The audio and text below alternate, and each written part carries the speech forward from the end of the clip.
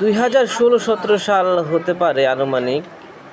একটি কথা আপনাদের সাথে শেয়ার করি, যেটা অত্যন্ত গুরুত্বপূর্ণ না, কিন্তু শুনতে পারেন সময় থাকলে।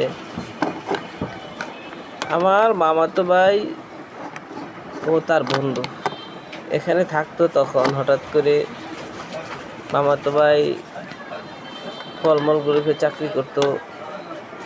সেই সুবাদে এদিকে বাসা নিল আমাদের আশেপাশেই। তো তার বন্ধু সেও এখানে বাসা নিছে। এখন বাসা নেওয়ার পরে এখন বন্ধু ছিল বনানীতে শিবিরের মেসে। তো যখন পুলিশ ওখানে নিয়মিত টহল দেওয়া শুরু করলো এবং শিবিরের লোকদেরকে ধরা শুরু করলো, তখন তারা কি করলো, ওখান থেকে ছেড়ে চলে আসছে।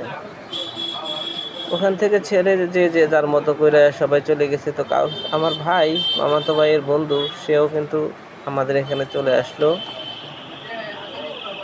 চলে আসার পরবর্তী সময়ে সে কিন্তু শিবির করে। এখন হঠাৎ করে আমার মামাতো ভাই বাসের কন্ট্রাক্টরদের সাথে তার সাথে একটা ঝামেলা হয়ে গেছে, বিশাল ঝামেলা হওয়ার পরে সে বলতেছে, তোমাকে আমরা দেখে নিব।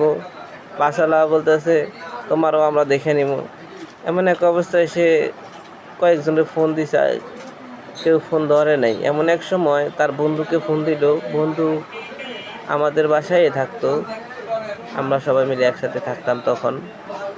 এখন বন্ধুর মোবাইলে বেজে উঠল, যদি রাত পোহালে শোনা যেত বঙ্গবন্ধু আর বেঁচে নেই, তবে বিশ্ব পেত এক মহান নেতা, আমরা পেতাম ফিরে জাতির পিতা।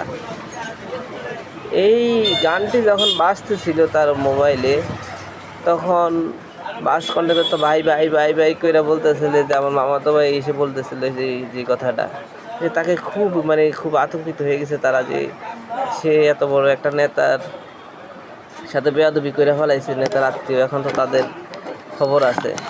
তো যাই হোক, আমার মামাতো ভাইয়ের কাছে থেকে আর ভাড়াটা কিছু নিল না, ভাড়া নিয়েই তো কাটাকাটি হয়েছে। এখন আমার মামাতো ভাই এসে খুব তুমি বন্ধু আমার কি করলা, তুমি এই কাজটা করলা কেন, এত ভালো, তুমি আমার উপকার করলা, তোমার গানের সুরে বাচ্চারা আমাকে খুবই আপ্যায়ন করছে। অথচ তাদের সাথে কিছুক্ষণ আগে আমার মারামারির সম্পর্ক হয়েছে। তখন অনেকেই দেখবেন আপনার মোবাইলে বা বাস্তবে তারা ছিল যে তারা বঙ্গবন্ধুর লোক, তারা আওয়ামী লীগের লোক, কিন্তু বেশিরভাগই হাইব্রিড মিথ্যাবাদী ছিল, সুবিধাভোগী। এখন দেখা যায় বেশিরভাগ লোকেই সেই মিথ্যাবাদী সুবিধাভোগী লোকগুলা অন্য দলের দিকে শিফট করেছে, যেখানে দেখবেন তারাও ওই দলের বদনাম অপকর্ম সব করতেছে।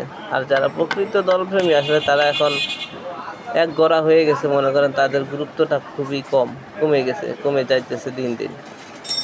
কারণ আপনারা দেখবেন এতদিন যাদেরকে মানুষ প্রশংসা করতো, এখন তাদের দুর্নাম করতেছে, যে অমুকে এই কথা করছে, অমুকে এই কথা করছে, কিন্তু আসলে কাজটা মূলত কারা করতেছে এইটা কেউ বোঝার চেষ্টা করতেছে না।